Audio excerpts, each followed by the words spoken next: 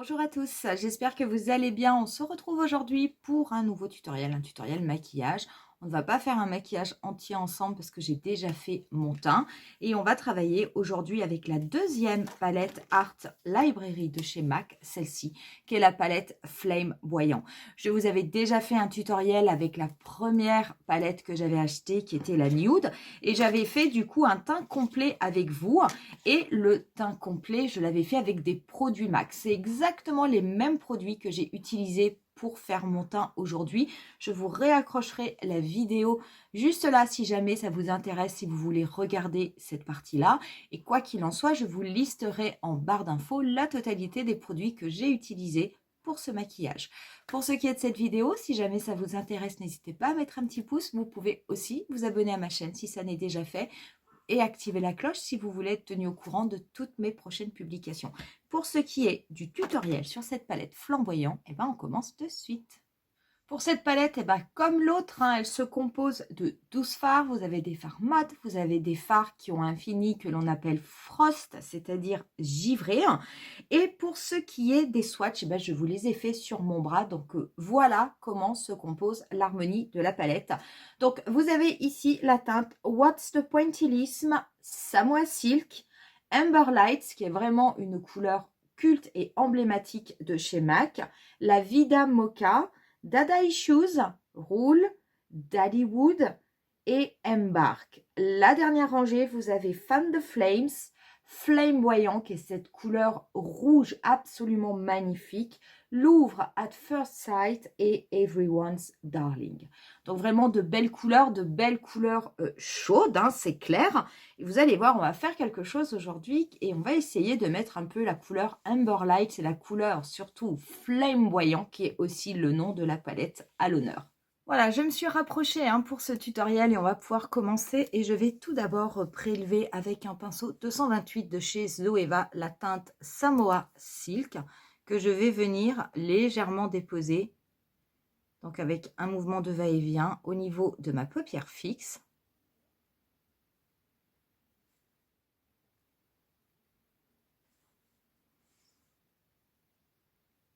Je vais venir prendre ensuite un pinceau MAC 217 et je vais venir prélever la teinte Roule, qui est celle-ci, que je vais venir appliquer au-dessus de mon pli paupière. Donc je vais travailler mon pli paupière comme si je n'avais pas une paupière tombante. Donc je vais regarder en bas et je vais passer la couleur au niveau de mon pli paupière, ce qui fait que quand je vais ouvrir l'œil, on verra toujours la couleur au-dessus.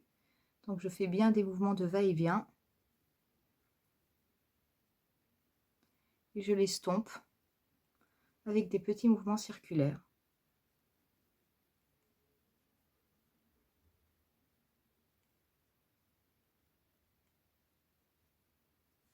Je vais garder mon pinceau MAC 217 et je vais prendre la teinte juste à côté qui est Dailywood, un petit peu plus intense. Et je vais venir l'estomper au niveau de mon pli paupière. J'en prends pas beaucoup, ce sont des teintes qui sont quand même bien pigmentées.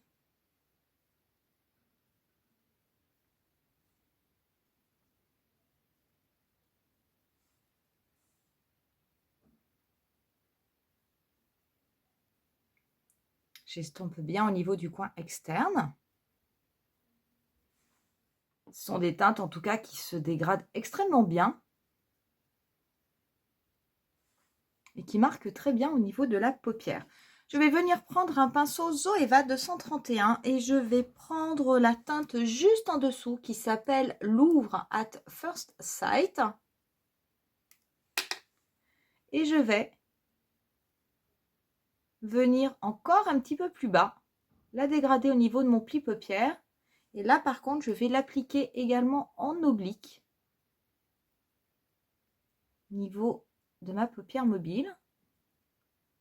Et je vais venir dégrader cette couleur.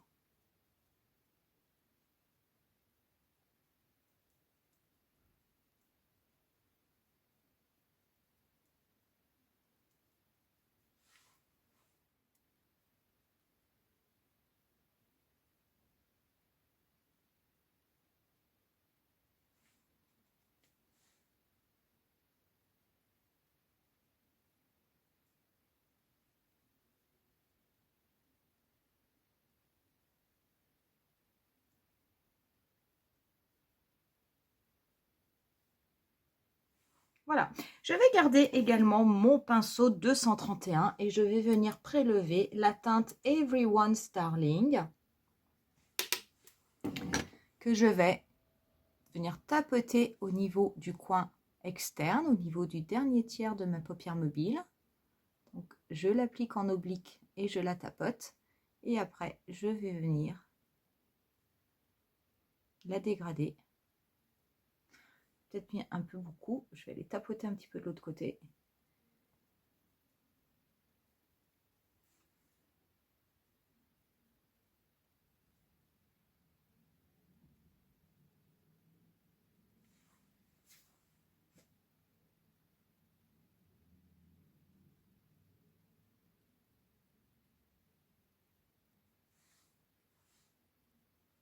Je vais reprendre mon pinceau MAC 217 du début et sans prélever de matière, je vais juste venir un petit peu dégrader les contours.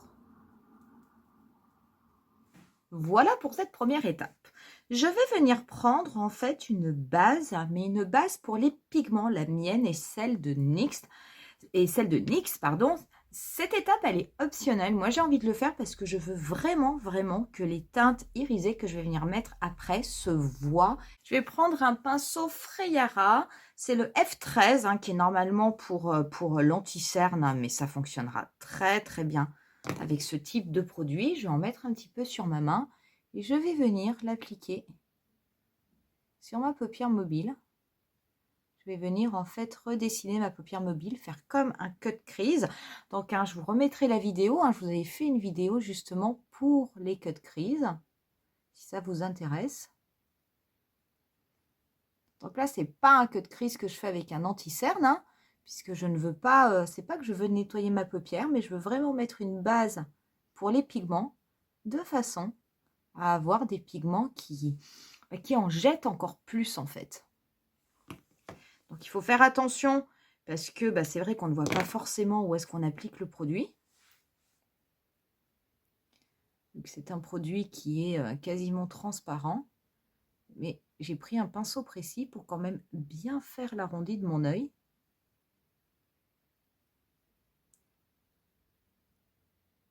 Je vais maintenant venir prendre un petit pinceau précis. Celui-là aussi, c'est un pinceau de chez Freyara, c'est le F15.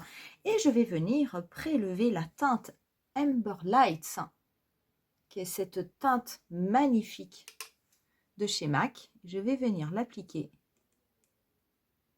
Alors, je vais venir refaire la forme de mon creux paupière. Donc là, il faut quand même prendre un pinceau fin parce que je ne veux pas trop déborder. Je veux même quand même que ce soit assez précis. Je vais refaire, hop. Voilà. Je vais un peu plus au niveau de la base, donc au niveau de mon coin interne. Là, je vais faire un trait un petit peu plus épais qui va prendre à peu près le premier tiers de ma paupière mobile.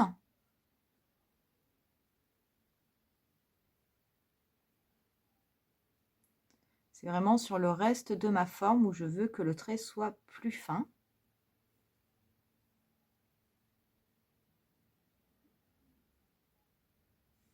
On va ensuite venir appliquer la teinte flamboyant. Donc j'ai essayé avec mon pinceau silicone de chez NYX qui marche très bien pour appliquer les teintes de ce style-là. Mais là, comme j'ai envie d'avoir quelque chose d'assez précis, je vais juste déposer un petit peu de la matière comme ça.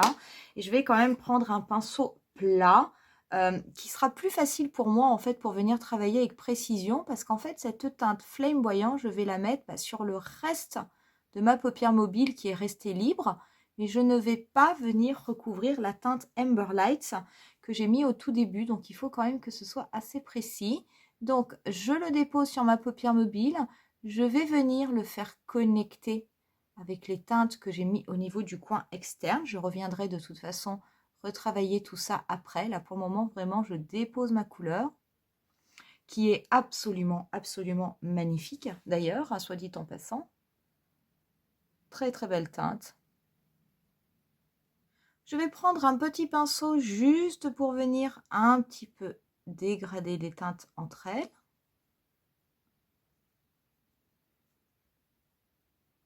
Alors, la rouge avec flamboyant avec Amber Lights. Et très très légèrement. Hein. Et je vais venir tapeter ici, là où flamboyant et la dernière teinte qui s'appelle Everyone's Darling se connecte. Je vais prendre un autre pinceau Zoeva 231 et je vais venir prendre cette teinte qui s'appelle la Vida Mocha. Je vais m'en servir pour la déposer là où la teinte flamboyant et la teinte, comment elle s'appelle, Everyone's Darling se rencontrent. Ça va m'aider à dégrader les deux en fait.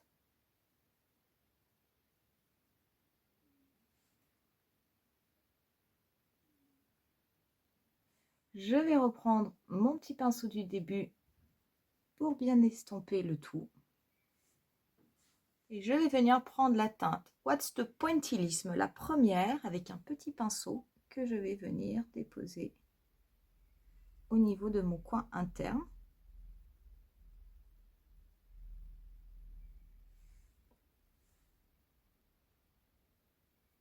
Légèrement au niveau de mon arcade.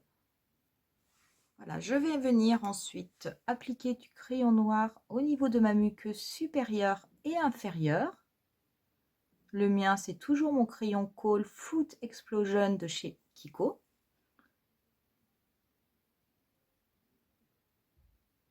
Je vais également faire un liner avec le Better Than Sex de Too Faced.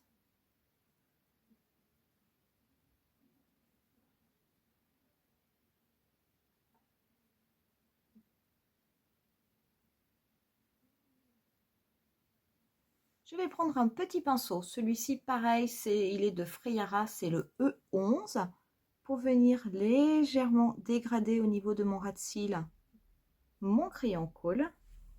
Et je vais ensuite venir prendre la teinte Embark que je vais appliquer, dégrader au niveau de mon ras de cils inférieur.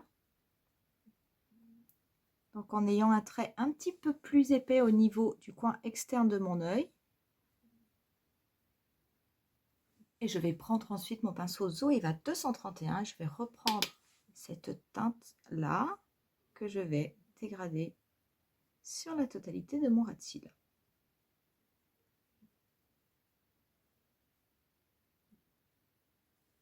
On va passer au mascara. Aujourd'hui, je vais me servir du Stack. Celui-ci, c'est celui qui est avec la macro brosse, la rose. Je l'applique hors caméra. Je reviens avec vous pour finir le maquillage. Voilà. J'ai mis mon mascara, j'adore ce mascara Stack. Et je vais venir finir mon teint. Donc, je vais reprendre le blush Harmony avec un pinceau Freyara. Celui-ci, c'est un pinceau à poudre, mais un petit peu plus précis.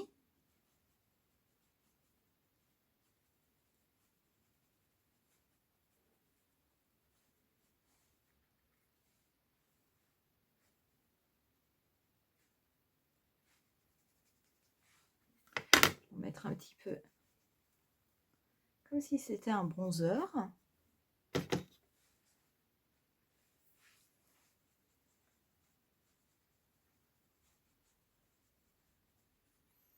Ce blush, il fait vraiment tout. Moi, je m'en sers en bronzer. Ça marche très, très bien. Voilà. Je vais ensuite venir appliquer mon blush. Et mon blush, je vais rester chez MAC. Mais cette fois-ci, je ne vais pas appliquer le Peachy Keen. Je vais appliquer le blush Room to Bloom. Donc, qui se présente comme ceci, qui est quand même un petit peu plus intense. Je vais l'appliquer pareil avec un pinceau à blush de chez Freyara. C'est le F11. Donc, ce sont des blushs en plus qui sont extrêmement irisés. Donc, je ne pense pas que j'appliquerai d'highlighter après ce blush.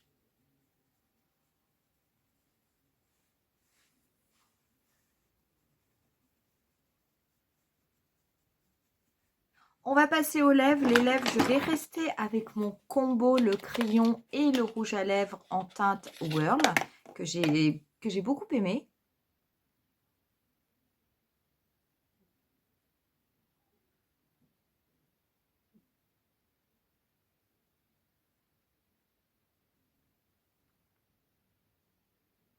Et donc, par-dessus, je vais appliquer le rouge à lèvres, qui est un rouge à lèvres mat d'ailleurs.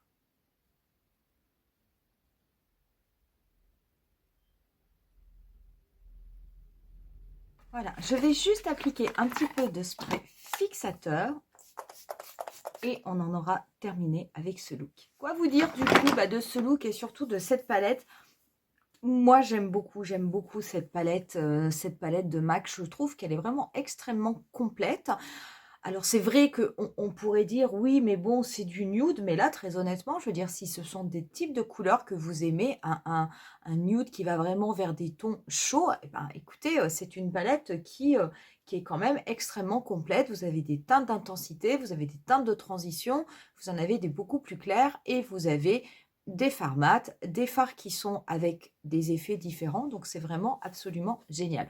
Bien entendu, on peut faire des choses plus légères que ça. Moi, j'avais vraiment envie de travailler ces deux couleurs, cette couleur Amber Light que j'adore et cette couleur Flamboyant que je trouve également sublime. Donc voilà ce que l'on peut avoir, mais sachez que bien entendu, vous pouvez faire des choses beaucoup plus soft avec ce type de palette et c'est là où je trouve que c'est intéressant, c'est que c'est vraiment une palette qui peut être utilisée tous les jours, que ce soit pour des maquillages de journée ou pour des maquillages de soirée. Voilà pour cette vidéo, voilà pour ce deuxième tutoriel sur cette série Art Library, hein, qui ne sont pas des nouvelles palettes, hein, mais bon, voilà, il y a tellement de palettes qui sortent que c'est quand même super compliqué de tout acheter au moment, à l'instant T. Celle-là, je vous dis, je crois qu'elle a déjà 2-3 ans, mais en tout cas, c'est une palette qui se fait toujours, qui rencontre un certain succès et qui, je trouve, est extrêmement bien faite et présente une très belle harmonie. Voilà pour cette vidéo. Si vous connaissez cette palette, si vous l'utilisez, si vous l'aimez, si vous ne l'aimez pas, eh ben, n'hésitez pas à me le mettre en commentaire. J'aimerais bien avoir votre avis. Nous, on va en rester là pour aujourd'hui. Je vais vous laisser avec quelques photos du look final comme je le fais d'habitude. Je vous dis rendez-vous à très bientôt pour une nouvelle vidéo. Bye!